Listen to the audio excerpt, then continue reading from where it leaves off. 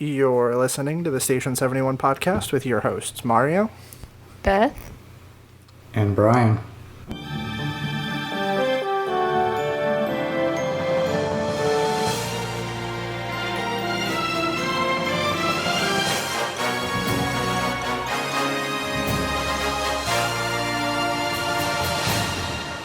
So this week we are going to be talking about some of Disney's sponsorships, be it, past, present, attractions, anything that's been kind of a sponsorship for Disney World in the past. We're going to talk about that this week. First up, as always, let's talk about the news. So, first up on our list of topics, we're going to give some more love to Hollywood Studios. The forest at Star Wars Galaxy Edge is now being planted. Never thought I'd be reading a news story about trees. But we're starting to see some stuff pop up on the walls behind where Galaxy's Edge is going to be built. Lots of trees and stuff like that are coming out, which means that we're moving right along with Galaxy's Edge. Super exciting. I know we're all really excited about that here. Yeah. Definitely. I'm glad that they're adding all these fully matured trees to kind of obscure it from view. It's going to be interesting how the sightlines work on this, because the trees definitely are, like you said, kind of obscuring it right now, and I'm hoping that that's the case for everything that's going on inside of it. So I'm really excited about that. I really like that they're still kind of paying attention to that whole sightline feeling in Hollywood Studios. All right. I know we talked about that a little bit either last week or the week before about being worried about being able to see the different lands within Hollywood Studios, but this is definitely a good step towards having the theming kind of separated. Have they talked about the entrance yet? Like how you're going to enter Galaxy's Edge? Not that I know of. Because, I mean, there's a picture in this set. I'm going to link all of this in the show notes. But there's a picture in this set that kind of looks like there's an archway to enter into it. I really want to know if they're going to take some kind of cue like Harry Potter did, where they made it there's a transition to go into the land, or that's what I'm really excited to find out about. Yeah, for sure. I think that would be a good way to do it, just because it is going to be very hard and kind of jarring going from one area to the other. So if you have to do something kind of jarring in itself to get you from one land to the other, I'm all for that. Yeah. So staying in Hollywood Studios, and speaking of jarring, let's talk about the Toy Story entrance marquee that's popped up. So also another thing I'm going to link in the show notes, but a giant Woody statue with a bunch of blocks that spell out Toy Story Land has popped up at the entrance of Toy Story Land. I know we're super close to the arrival of Toy Story Land, so I guess we all kind of saw this coming, but man, I don't know how I feel about this. Yeah, I'm not really a fan as of right now. I don't hate it by any means, but I just feel like it's too in your face. This is one I'm definitely going to have to see in person, just to see how much this scale impacts this. Yeah. Well, here's my other thing. Where else in the parks are there... I mean, I guess life-size would be the best word for it, even though it's probably larger than life. But where else are there statues of characters like this? That's what's kind of a little bit jarring to me, is that this feels like, one, it's not something that Disney's done before, which, that's usually a good thing. But something like this, I feel like they usually reserve their characters for the interactions and things like that.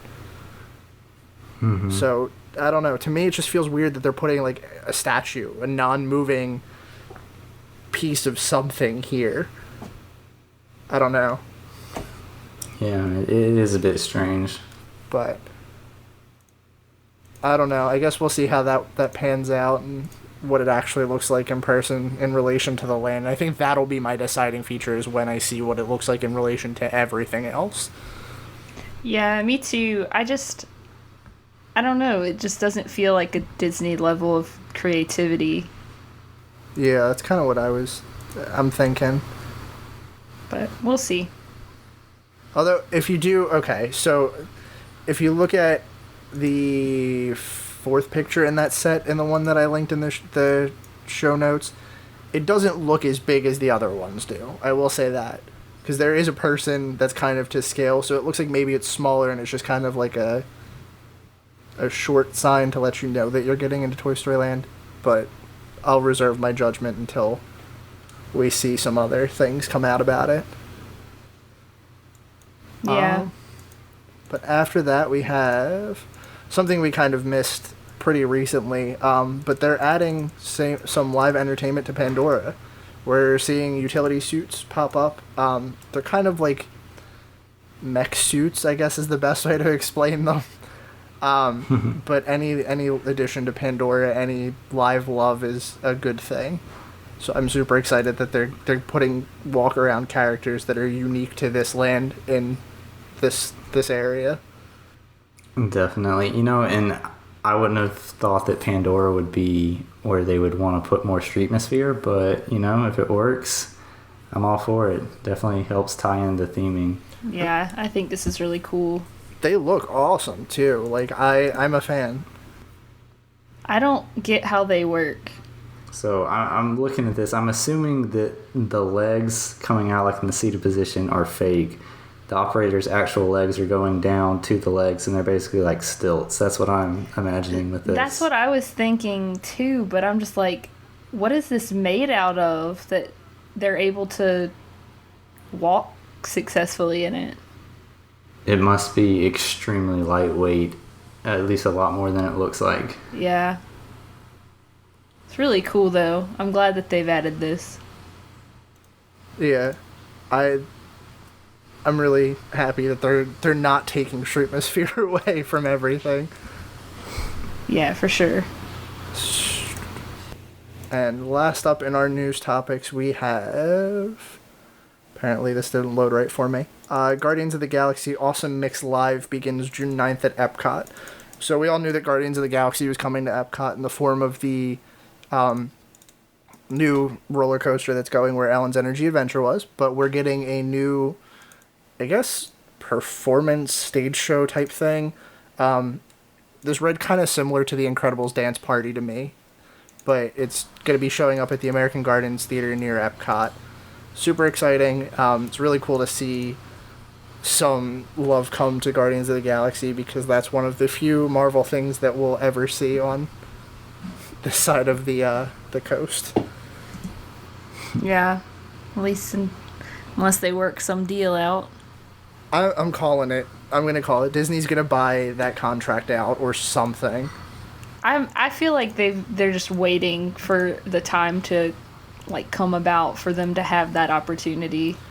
I mean, Universal's not going to let it up. There's no way that they're going to let it up super easily, but I feel like Disney's got to at this point. Marvel's making them so much money. There's no reason that they shouldn't be looking to buy it. Yeah, and don't get me wrong, I think that Marvel Superhero Island is the rides in there are really awesome, particularly the Hulk coaster and the Spider-Man 3D ride, but I feel like the Hulk coaster just got a big refurbishment last year, the year before, if I'm not mistaken. But the Spider-Man one, I think, could use a little love, but I don't think that they're going to do that if they think that there's, I guess, any possibility that they're going to have to completely redo it in the future if Disney buys them out. So I think it could be beneficial for both sides. Not to mention the fact that Universal is planning on opening the Nintendo Land, so where's that gonna go? Yeah, I was thinking that they were gonna put Nintendo where Marvel was, but that's, I don't know. It just seems really weird. Yeah. I feel like Universal's waiting for them to buy it out, and Disney's waiting to buy it out for the right price. So. Well, with all that money that they just made on Black Panther and all the money they're about to make this weekend on Infinity War, I think they can afford it. Oh yeah, they definitely can afford to do it. Come on, Disney, do it. Peer pressure. So are you guys ready to dive into the topic this week?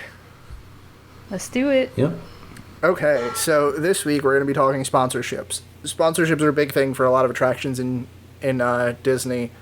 They've kind of always been around in some way or another, and we're going to talk about some past, present, and interesting sponsorships with some of the attractions. So where do we want to start with this?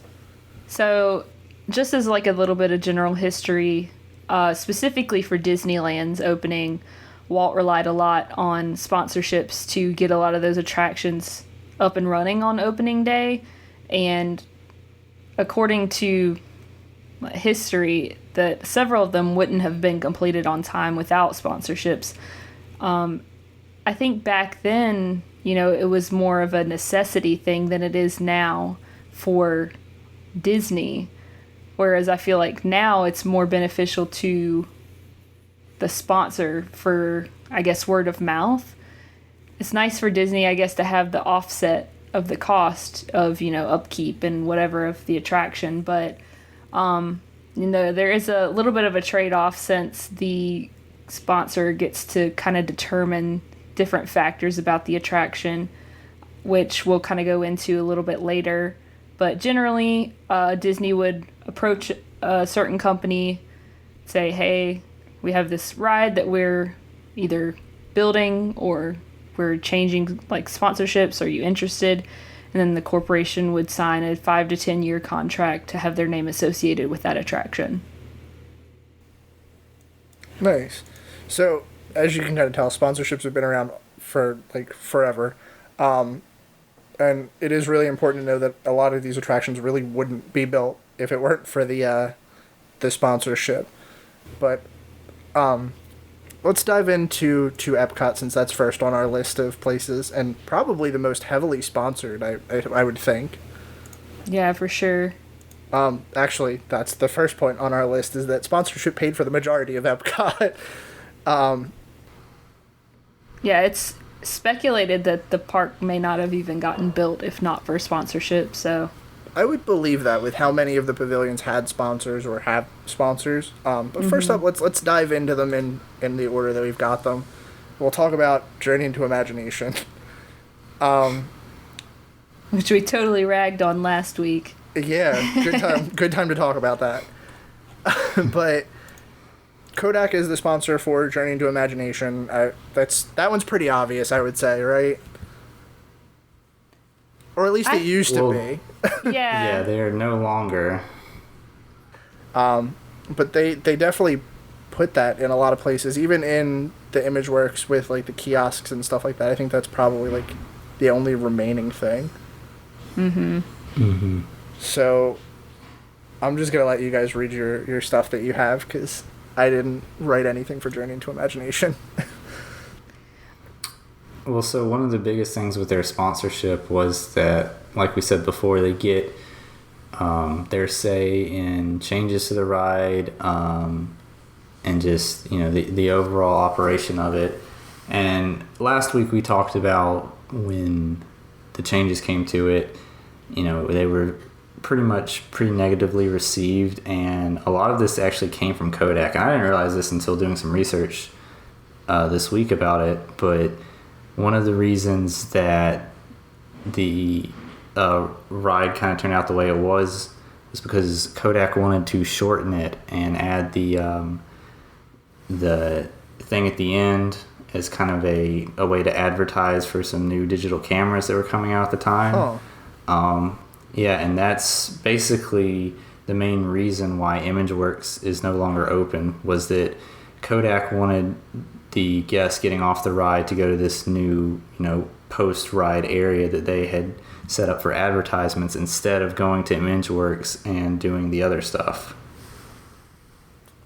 That's interesting. I didn't know any of that.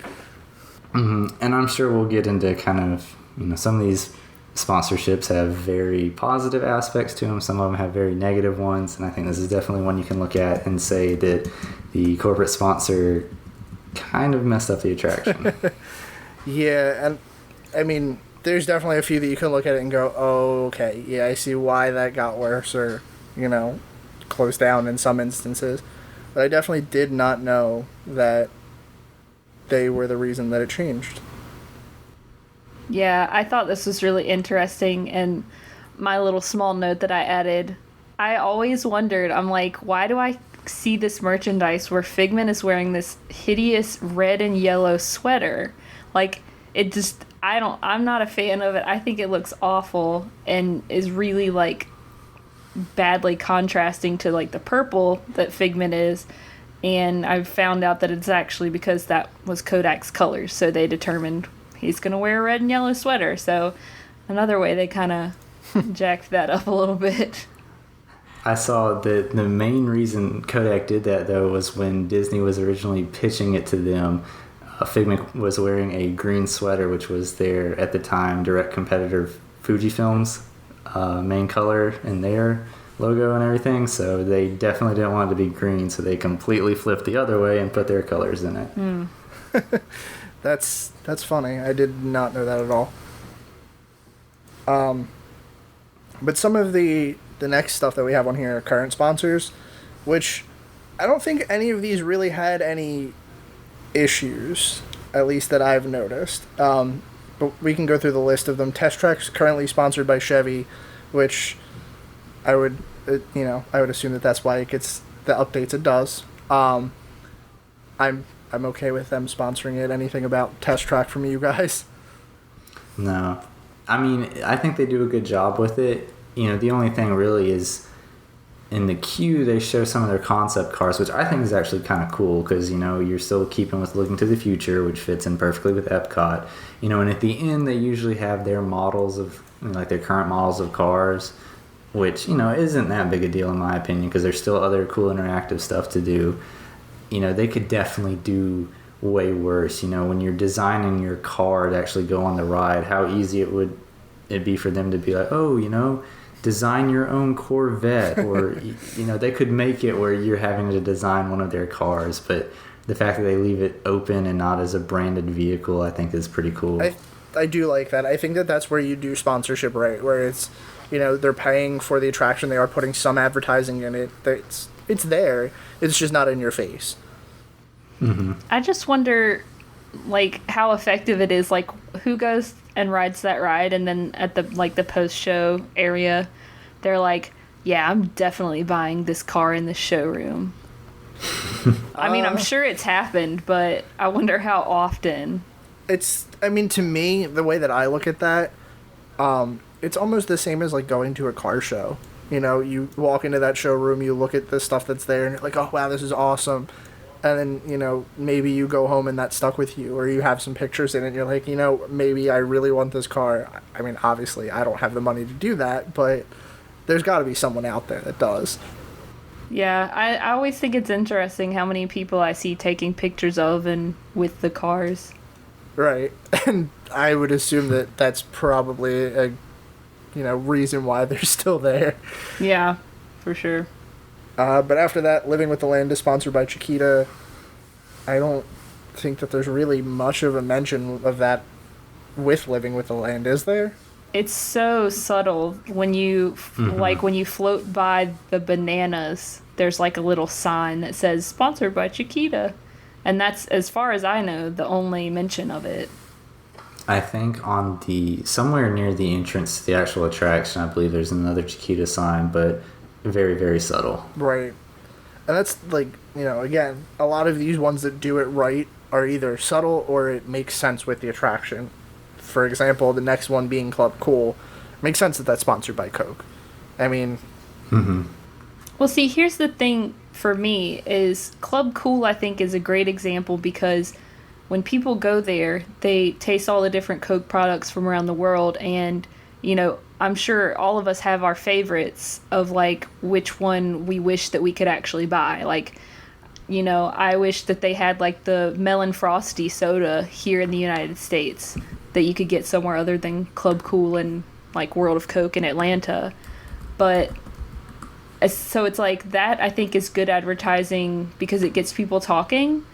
But I don't see how the Chiquita example works because I don't feel like people go to a grocery store and they see Chiquita bananas and they're like, oh yeah, they sponsored Living with the Land. I'm going to buy these instead of that generic brand. You know what I mean? Yeah. But Anyway. That is a good question, though. Like, some of these, where do they really draw the need to sponsor it? But I don't think I'm complaining about Chiquita sponsoring Living with the Land.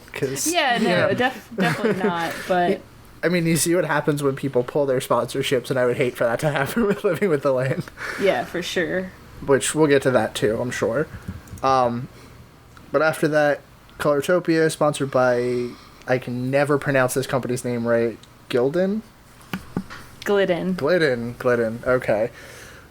Which is a paint company, so that makes sense. Yeah, that also makes sense. And the Spectra Lab is sponsored by, what is that? I have never heard of them. Murata? I just looked it up. Apparently it's a smartphone company. Huh. I mean... electronic components in smartphones. I've never heard of them. Me either. I guess that... I mean, to be fair, I can't say that I've been to Spectra Lab. Yeah, I haven't been there since this opened, but it's interesting. I mean, maybe this is a good opportunity for them to get their name out. Right. After that, we have some other stuff on here. I see Spaceship Earth. Do we want to talk about Spaceship Earth? Yeah, so Siemens, it's a company for people who don't know. They supply power generation and medical diagnostic systems. They do a bunch of stuff, but that's like their big thing. And they've been a sponsor of Spaceship Earth and Illuminations for a really, really long time. I should have looked up the exact date, but last September they officially decided, we're cutting ties, and I don't know if it was the original cutoff was kind of brought on by anything in particular, but I was doing a little bit of research and found out that Disney was unwilling to extend the sponsorship once it ended. So I don't know if something happened between the companies or what, but apparently Siemens had offered to pay for a whole new fleet of monorails, but the stipulation was that the new monorails had to be branded with Siemens logo, and that they would be paying less for the sponsorships of Spaceship Earth and Illuminations because of the fleet. That would be kind of subsidizing that extra cost. So Disney, I guess, instead of doing any kind of negotiations, was just like, all right, well, bye. Huh. That's interesting. But I'm glad that they didn't go for the branded monorails, though, because I would have hated that. Yeah, I think the monorails are a thing that don't need to have that sponsorship. Obviously we've talked in the past about how we want them to do better upkeep with the monorails, or maybe send some new ones our way. But I don't think that them having a sponsor would really benefit. At least with the attractions, they're paying for the upkeep. They have to refurbish them. They have to do stuff to them. That makes sense because there's so much wear and tear. But, other than buying new monorails every couple of years, what would that really do for them? Yeah, and if Disney's not willing to brand it, then there's not a whole lot of benefit for the corporation either. Exactly. Though, I will say, if some corporation was able to step in there, provide funding, which now extended the monorail lines to the other parks, I think I could deal with there being sponsorship on the monorail. Yeah, I think I could deal with that too. But that's probably, not going to happen. Right. Never know. But yeah, so after that, we've got... That looks like... do you want to give that fun fact that you have in there? Sure. So kind of moving from Future World into World Showcase, I think a lot of people believe that the reason that whatever particular countries are in World Showcase is because those governments sponsored the pavilions. But I actually found out that only 2 countries contributed any kind of money towards the construction of their pavilions, and it's Morocco and Norway, which are the 2 that did not open with the park. So Morocco Pavilion opened in 1984 and Norway in 1988. The thing that I thought was really interesting was that the King of Morocco, King Hassan II at the time, was really interested in showcasing Morocco to American tourists and letting Disney World guests kind of get the Moroccan experience. So he dedicated a lot of the government money and sent over like architects and all kinds of craftsmen to construct the pavilion and work with Disney for it because he was so adamant about the authenticity of Morocco being represented. And once the design was complete, they sent him a model of the pavilion for the architects to review, and they had to approve it before they could actually go forward with anything. So if you think about it, it makes sense because I do feel like Morocco is, in my opinion, one of, if not the most kind of detailed and authentic seeming of the countries represented. So I thought that was really interesting. That is really cool. Mm-hmm.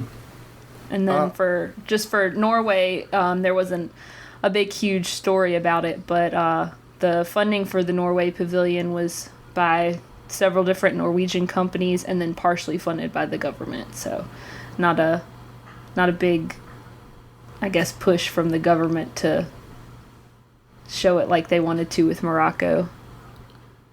I remember seeing a thing too that's the reason that the end of Maelstrom featured the big oil rig. I forget what Disney had originally planned to put there, but I remember seeing that the companies that were working to build or help design the Norway Pavilion really wanted to showcase Norway's big push into oil drilling, so that's why they ended up putting that in there. That would also make a lot of sense. Because it does seem a bit out of place. Yeah. But I also thought that it was interesting that the department store in Japan, the Mitsukoshi, I don't know how to pronounce it. So that's like a real department store chain in Japan. And they were actually, yeah, and so they actually sponsored the Japan Pavilion. So that's why their store is there. Very cool. That's, yeah, I didn't know that. But I want to talk about, before we leave Epcot, we kind of briefly mentioned how sometimes a sponsorship can ultimately be the end of the attraction. In a lot of cases, that's brought up in Epcot specifically because of the Wonders of Life Pavilion. So I do want to talk about that for a little bit. I know we didn't put anything about that on the show notes, but this is definitely one of those things where, like, a sponsor leaving a pavilion or leaving an attraction can ultimately hurt that attraction. For those that don't know, Wonders of Life was sponsored by MetLife, and when they pulled their sponsorship, there was some issues with them and Disney. When they pulled their sponsorship, ultimately that was the end of that. So typically things like that where the sponsors will pay for the upkeep of the attraction and take care of everything. If they don't, then that's sometimes what happens. Yeah, so speaking of the Wonders of Life Pavilion, I don't know if you guys regularly listen to the Disney Dish podcast with Jim Hill, but I was listening to an episode that I think came out a couple of weeks ago, and, you know, Jim Hill, you gotta love him, but you gotta kind of take everything he says with a grain of salt. But I did think that he brought up an interesting rumor that the Wonders of Life Pavilion could potentially get rethemed into Black Panther because of the idea that, you know, I don't know if you guys have seen Black Panther, but Wakanda, the country, is hidden under a dome-like shape to the rest of the world, and Wonders of Life Pavilion is a dome-like shape, and the fact that there's room in there for several different attractions, and, you know, the building itself is pretty huge, so they could kind of do whatever they want with it. And so, like I said, take it with a grain of salt, but I thought that was an interesting rumor to at least speculate on. That's an interesting idea. But that also seems really far-fetched. Yeah, but the thing is, it's now that the Guardians are coming, it's not that far-fetched as I think it would have been a couple of years ago. That's also very fair. So, do we want to move on to Hollywood Studios? Well, one more thing. I would feel remiss if we did not mention Horizons. I know we talked at length about this on the Extinct Disney Attraction podcast, but this was another one that when corporate sponsorship got dropped from GE this time, the attraction, basically started its countdown to just being forgotten. So if you want a little bit more in-depth talk about that, you can go back and listen to one of our old episodes, but this is kind of almost on the same lines as Kodak's sponsorship of Journey to Imagination. Just like when things started going wrong, it went really wrong for a very good attraction. Wasn't that... Now, I may be thinking about a completely different attraction, but isn't that the one that got, handed from sponsor to sponsor, and, that's just what ruined it? The one that I think about mostly that gets handed from sponsor to sponsor was If You Could Fly in the Magic Kingdom, which we'll talk about coming up. But as far as I know, General Electric was the sponsor from the opening with Horizons, and then basically almost up until its final closing. It very quickly deteriorated once General Electric dropped their sponsorship. And I don't think anyone else picked it up. Yeah, I don't think they did either. But with that, we can move on to studios then, I guess. So first up on that list would be Rock and Roller Coaster, which was recently sponsored by Haynes, or recently ended their deal with Haynes. That was always a weird one to me. I always think about underwear. Yeah, or a plain white t-shirt. That is exactly what I was going to say. More rock and roll than a plain white t-shirt. Well, and it's one of those things that, I remember seeing the sponsored by Haynes sign on the attraction sign, but, where else did they mention it? What else did that really do for advertising for Haynes? Wasn't it, shaped like a guitar pick? Yeah. It was on the guitar pick, I think. Trying real hard to fit in there. And I don't understand. I mean, I'm sure it would have been expensive, but I don't understand why a company like Gibson or Fender didn't step in and sponsor this. I mean, obviously we see now Gibson, they're in pretty rough shape right now. I don't know if y'all have heard about that, but it just, it's man, that's one that would fit in. I don't understand why sponsors don't try to get their foot in the door with something that's kind of connected to their brand. Right, or even something like Bose, just something speaker related. Too. But Haynes? And honestly, I want to know how that conversation went. And honestly, you could probably even extend it as far as even Samsung or someone that does anything entertainment. It would make more sense than Haynes. But you know what? I'm not going to complain, because if they paid for anything on the attraction, I'm sure it helped at some point.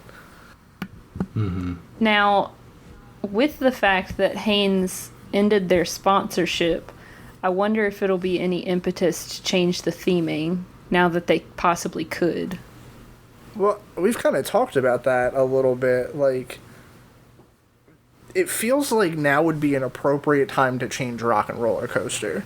Mm-hmm. With how everything in Hollywood Studios is getting changed, and honestly, Kirsten, cover your ears, but how relevant is Aerosmith right now? Oops.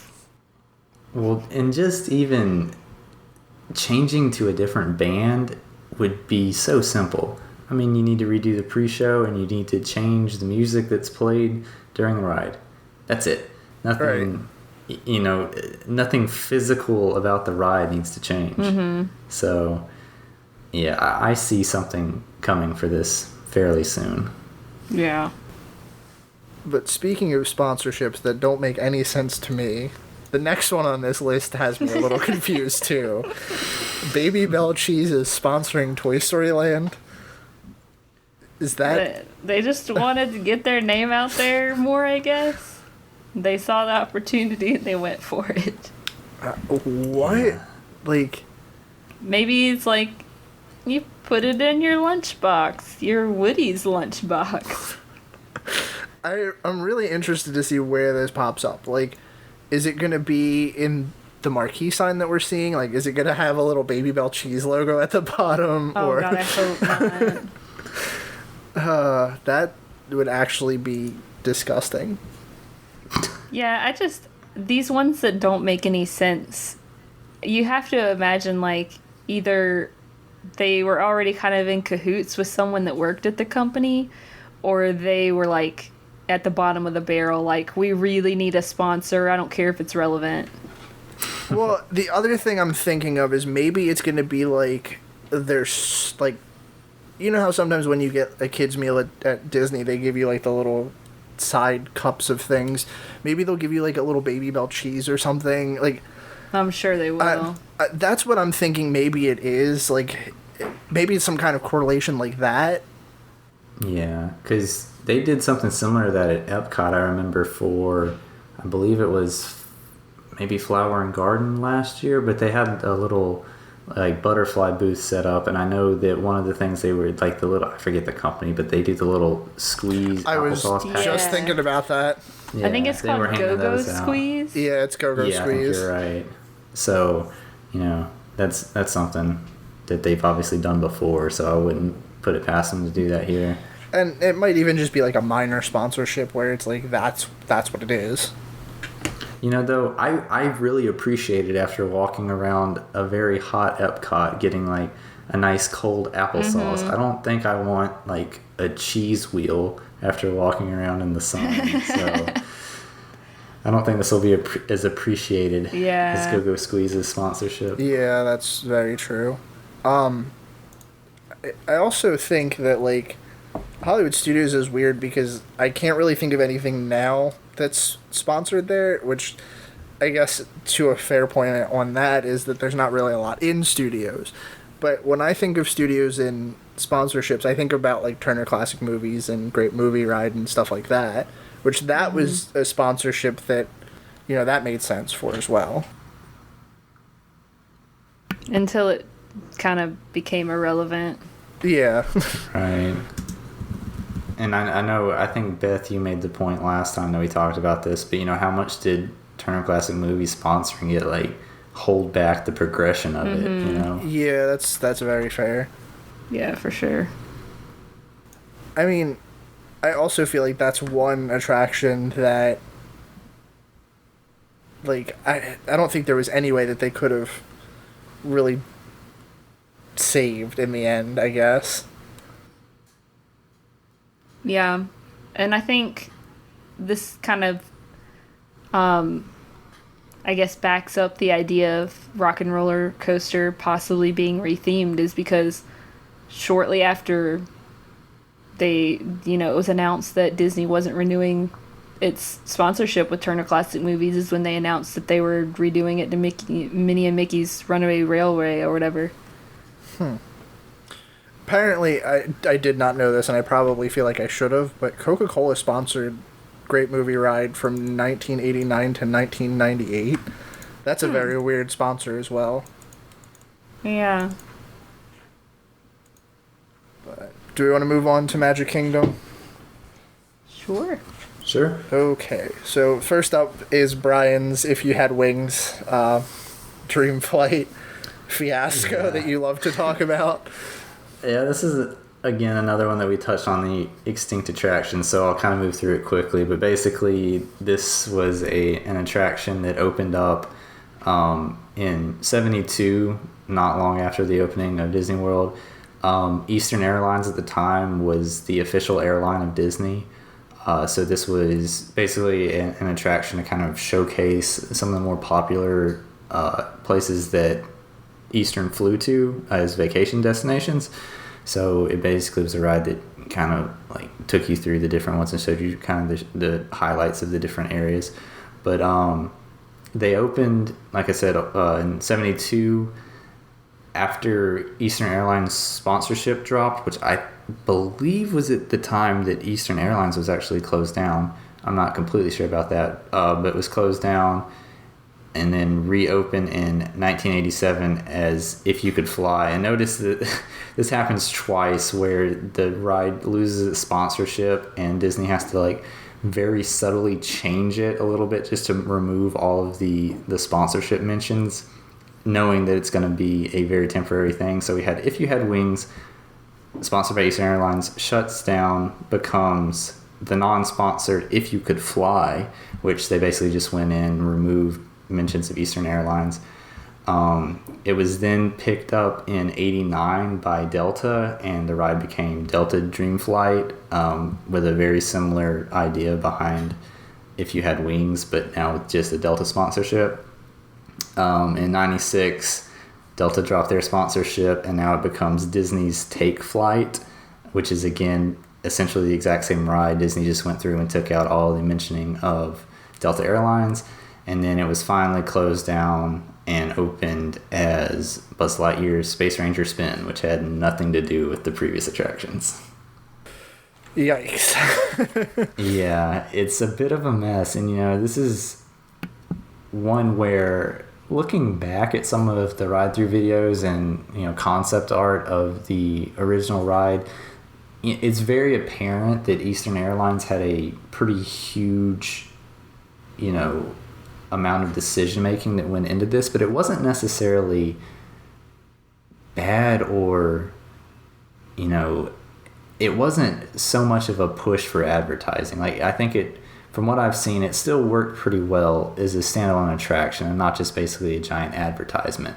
But, even with that, you can see how weird and, disheveled things get once the sponsorships start dropping in and out. And, this ride is the prime example of that. Yeah, definitely. And I don't know. That's one of those things that it feels like the right intentions were there to sponsor that attraction and have someone pay for it, but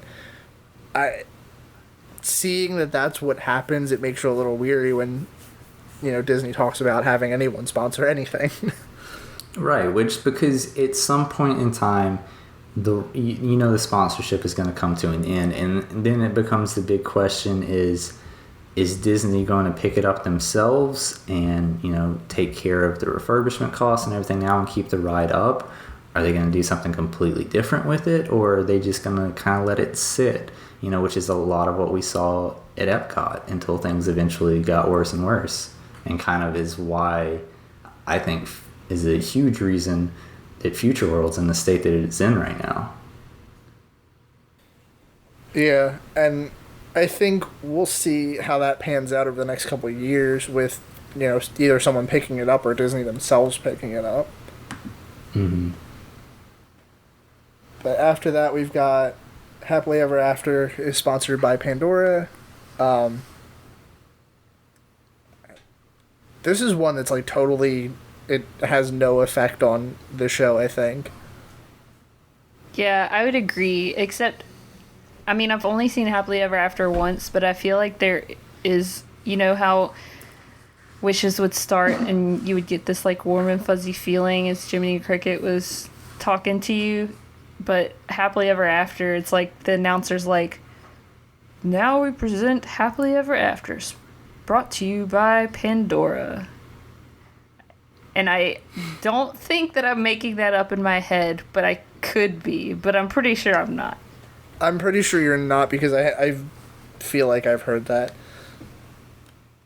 So, but, it's a very, very minor thing, but I kind of don't like being reminded of the real world when I'm at Disney, so I wasn't a fan. And that's an interesting point about all of these, is like, we've been talking here and there about what is too much sponsorship. Like, what breaks that immersion that you're not in just, like, some mythical place.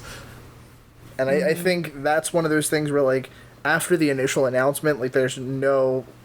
Like, it would be one thing if it was the initial announcement and then, like, every Disney princess you saw was wearing a Pandora bracelet. Oh my god, that would be the worst.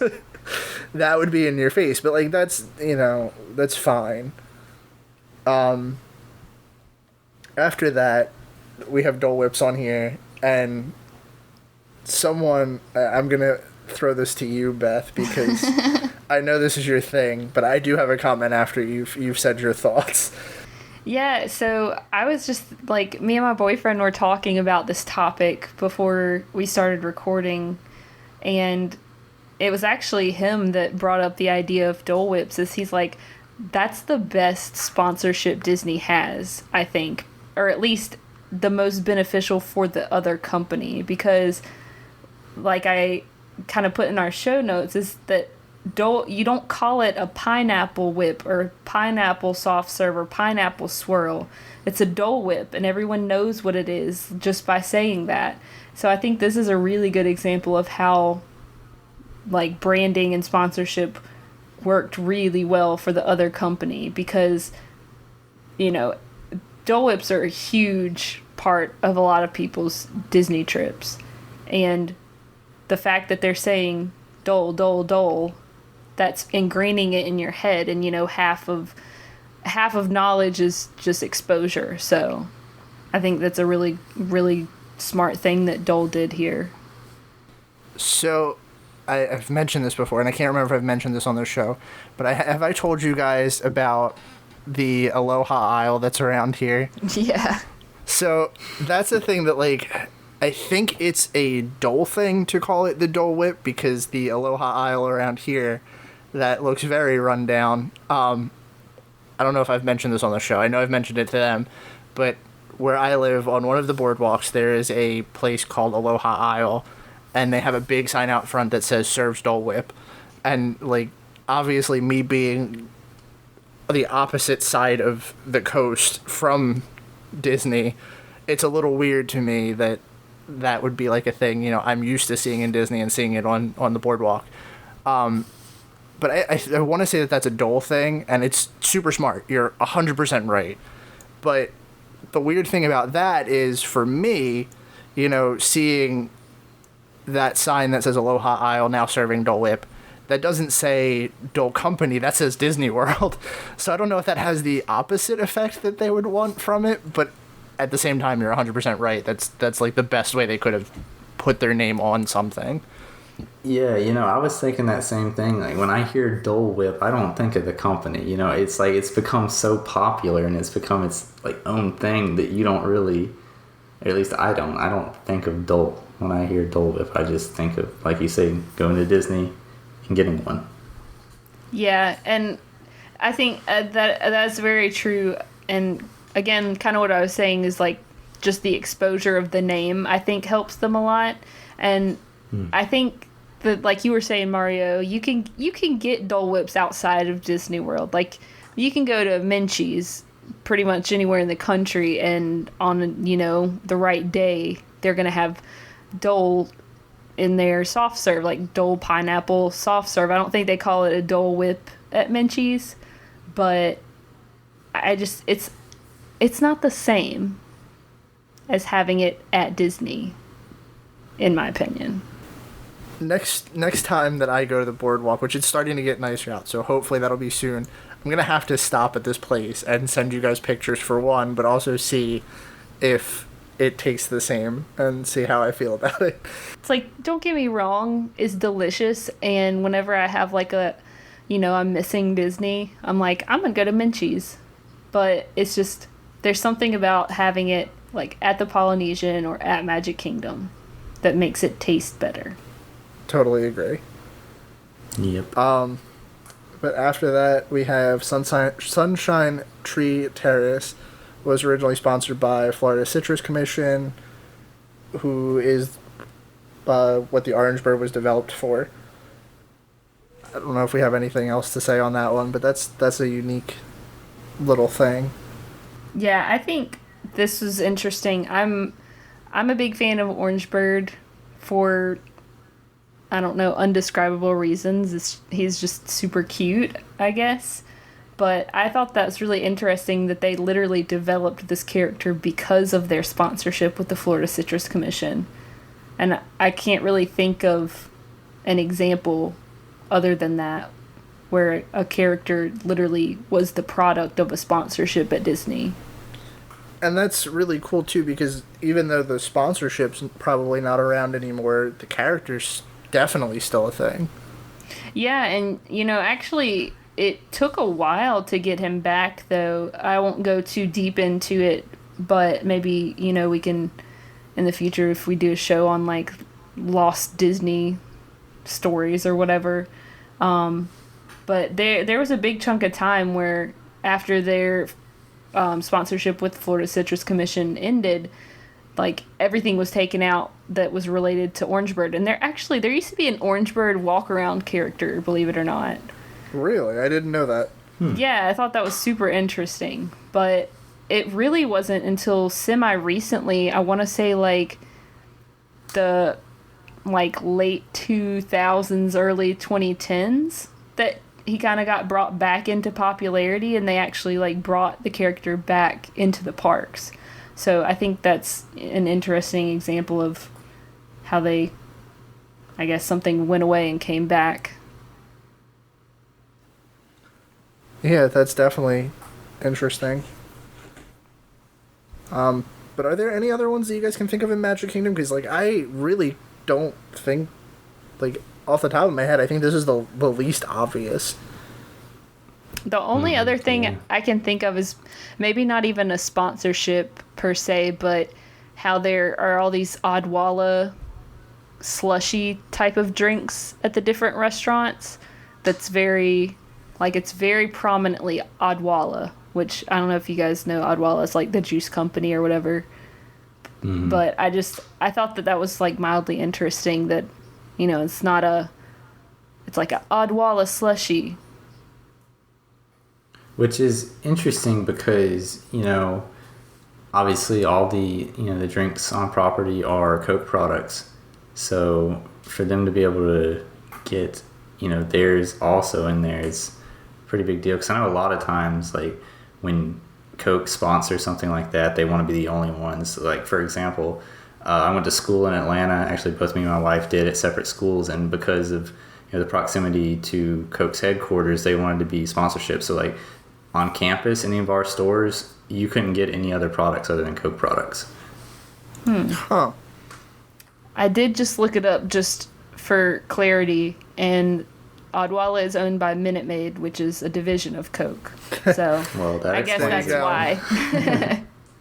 But I think that whole Coke versus Pepsi thing is a really interesting dynamic because of all, not just Disney World, but life in general, different, like you were saying, schools or restaurants or whatever, like zoos and stuff. They get these deals and it's like, well, you're getting Coke or you're getting nothing.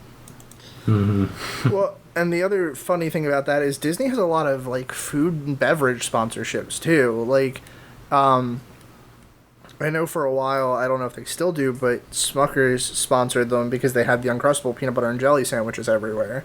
And then you also have, like, the Kellogg's cereals and stuff like that in a lot of the breakfast places. Like, that's another sponsorship that pays for a lot of that.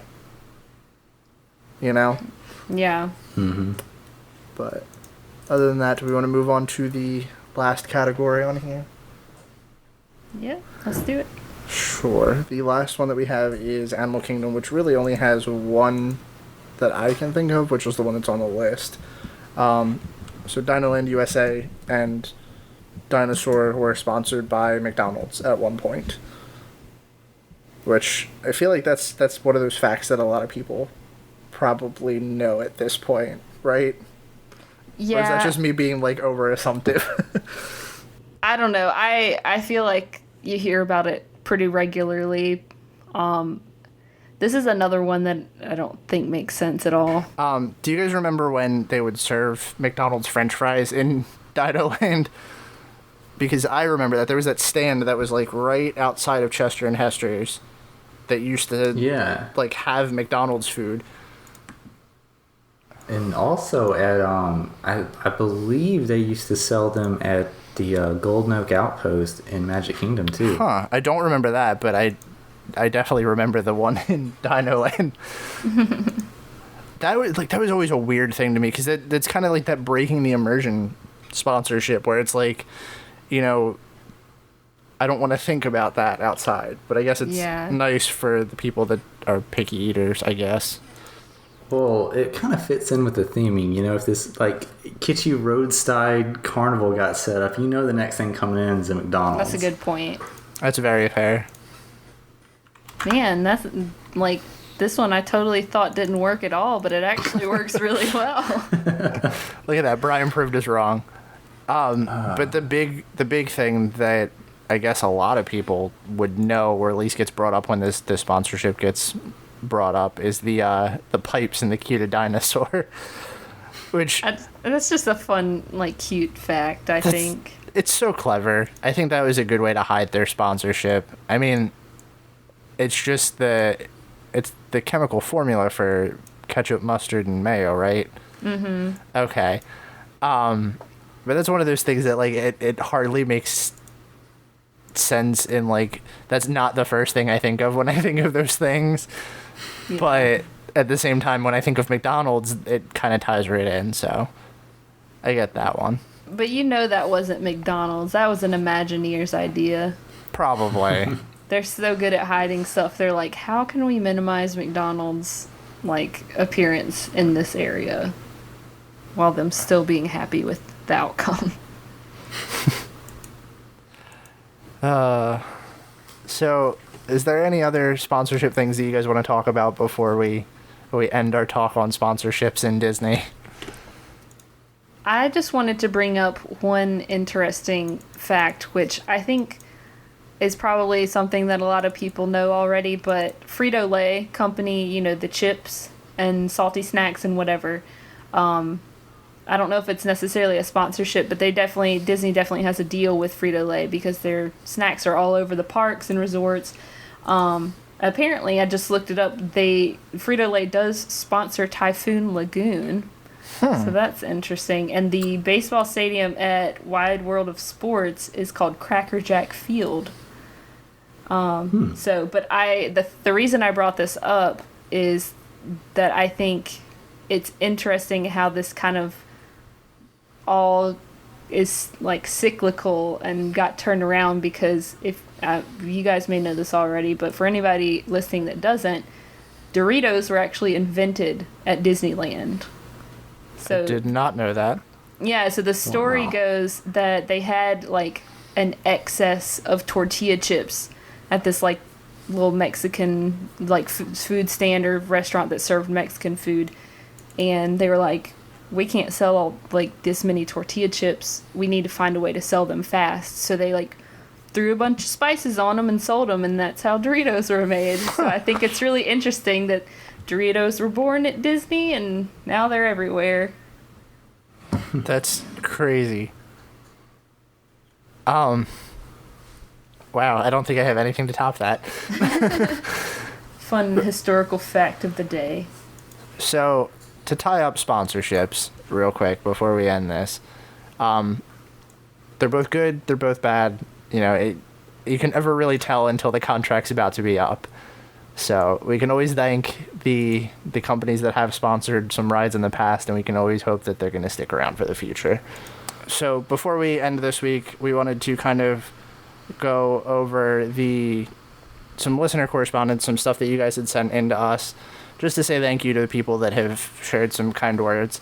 But first person we wanted to give a shout out to was one of our listeners, Victoria. She sent us a couple show ideas. We're definitely going to go over them in the future, because they deserve more time than the last, like, 5 minutes of an episode. But thank you very much for sending in that email, Victoria. We really appreciate that. And I also wanted to give a quick shout out to two of our listeners who are always responding to our new episodes every week and are very much about telling us what they think of those episodes. And I really love when people do that, because we get the chance to talk to some of you guys. But Juliet and Maria, thank you guys so much for sending in some thoughts on last week's episode and letting us know what you thought. Please don't stop telling us what you think of every episode that we put out, because that's what's important to us. Was there anything else you guys wanted to talk about with them? I think I'm good. Cool. I think I'm good too. Then that's going to do it for us this week. Thanks for joining us again on another episode of the Station 71 podcast. If you like what you heard, be sure to subscribe to us on iTunes or wherever you get your podcasts from. While you're there, you can leave us an iTunes review as well, and we'd be happy to read your questions, comments, concerns on the show.